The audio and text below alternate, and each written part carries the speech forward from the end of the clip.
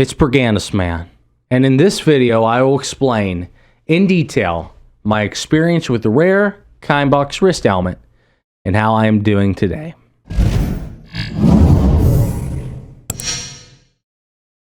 Growing up, I was always active and heavily involved with sports.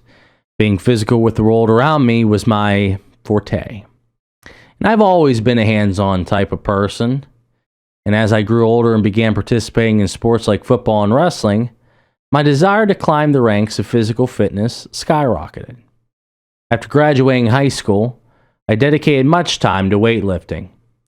Multiple hours a day, 5 days a week, dabbling with various workout programs and supplements, I achieved many of my fitness goals. Now, most of them were focused on strength, not mass. The intensity and the amount of weight I could push and pull were the measuring sticks. And one day I was in the gym with a few buddies of mine. My one friend was exercising his triceps by doing what I can best describe as a reverse grip shoulder press. He was performing the sets on a Smith machine. Now, the Smith machine is very rigid and doesn't offer free movement of the bar. Keep that in mind. He called me over to try the exercise. Me being too confident in my own strength, my pride got the best of me. I jumped on it with no regard for potential injuries or consequences. Skipping a warm-up set and instead of lowering the weight on the machine to make sure I get the correct technique, I obviously went straight into it cold. I said to myself, I can do the weight. That's nothing for me.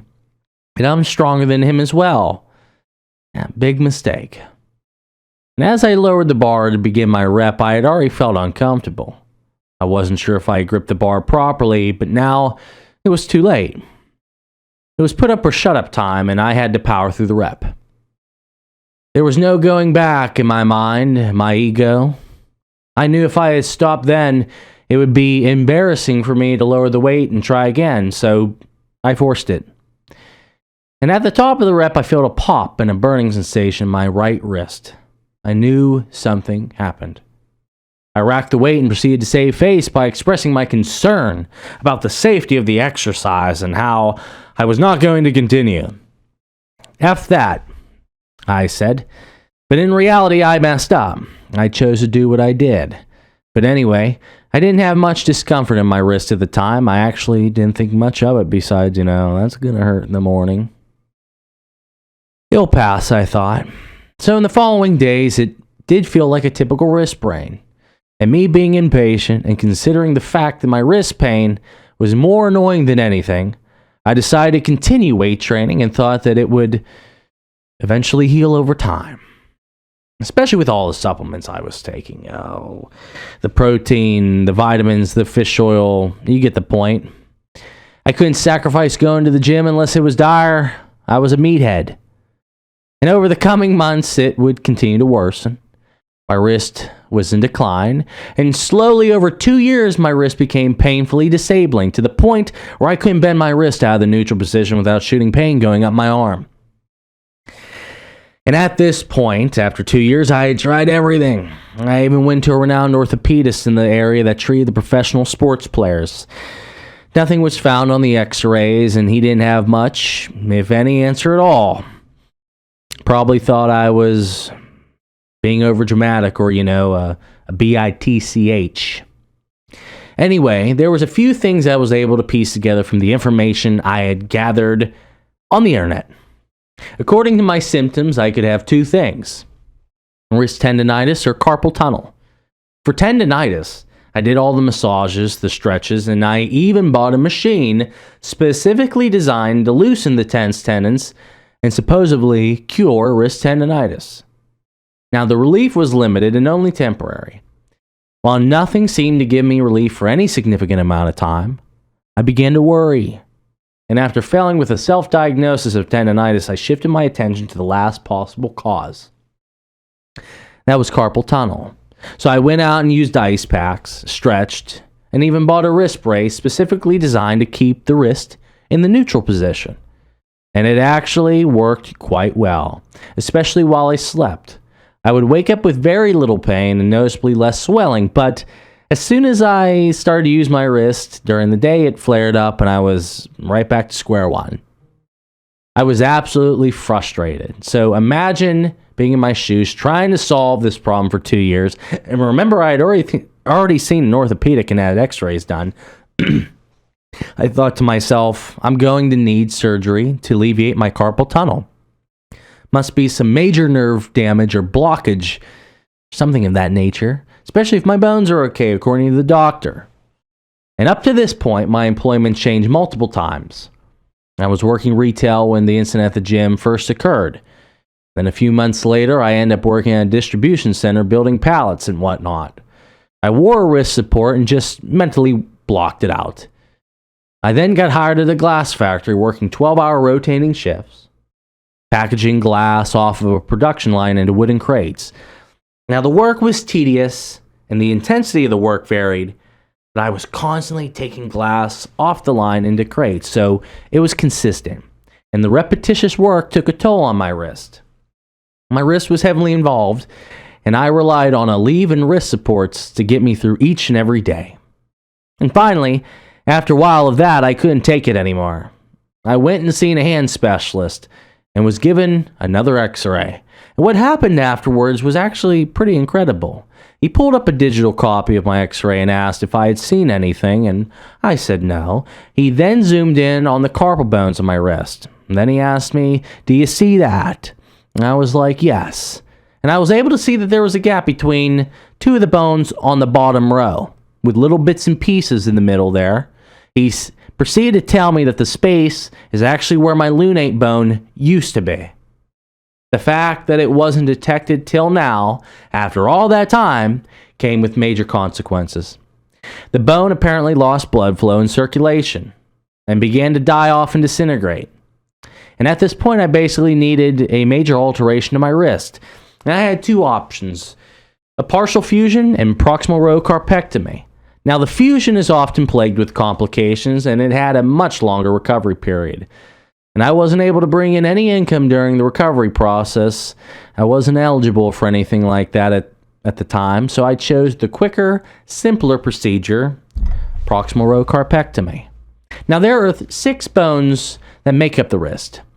PRC involved removing the 2 bones that were on the sides of the lunate, and obviously the remnants of what was left of the lunate itself, and sliding the top 3 down into the bottom sockets. Now, afterwards, my wrist would be half the bones and, of course, would be shorter overall. The recovery time was much quicker, however, but I was warned that later in life I would end up needing a wrist replacement because the bone structure in my wrist was now unnatural and altered. With that being said, it's inevitable that I'll develop arthritis. Now, a wrist replacement didn't exist as of that time, but they did ensure me that by the time I did need a wrist replacement, they would have that option, roughly 20-30 years. And so I was very stressed out about the whole situation. I was such an active person. The use of my dominant right wrist was very heavy. Between weightlifting, martial arts, and a laborious job, I knew my life could very well change drastically. However, I could not find any significant information about the surgery procedure or Kienböcks in general. Little bits and pieces here and there, but not much. I wanted to know how it would turn out in the future. Can I continue to do the things I had talked about earlier after this is over and I'm recovered? Questions like that haunted me. That's why I decided to dedicate my website and social media platforms to help provide information to people about Kienböcks. I uploaded vlogs and tried to be a help to those like me, frustrated about the minuscule amount of info out there, to say the least. And at least at the time, I ended up recovering quite well and was back to work within 3 to 4 months. Over the next 2 years, I had recovered fully, but my wrist would still get sore if I used it too much. I ended up working as a machine operator for a different employer, and just so happens I used my right wrist more than any other body part. And even later down the road, I started working for a steel mill, and in the blast furnace of all places, right? My main tools were digging / chipping bars, rebar, and spade shovels, of course. And I struggled with wrist pain during my first few months with, my wrist. having to do all that caveman stuff, and it acclimated well, but I would still get sore here and there. But now I'm in a better spot. And, I also take great supplements to help limit inflammation and swelling. So please visit my website, perganisman.com, for more specific information and to connect with others that have or are battling Kienbock. And you can even submit video requests or message me your questions. Sorry if I had not responded in a few years, but I'm back. And thank you all, and have a great day. I look forward to interacting with those who, in most cases, are reaching out in fear and uncertain about their situation with Kienbock. No matter what, at the end of the day, you must do what you have to. Everybody's different, and so is their situations. All I can say for sure is stay positive, listen to your wrist with how it responds during recovery, stay the course, taking the advice from your doctor, and the approach of looking at it this way. You can't change your past, but you can arrange your future. So take action and be proactive and do everything that you need to do. Listen to the people that know what to do, take the advice, and let things come as they come. Don't try to rush anything. I understand at the end of the day, you are in control about this whole process, and it's all in the mind for the most part. How you approach it is going to be a big factor in your recovery and the results that you get. So anyway, best of luck. Take care. Until next time, peace.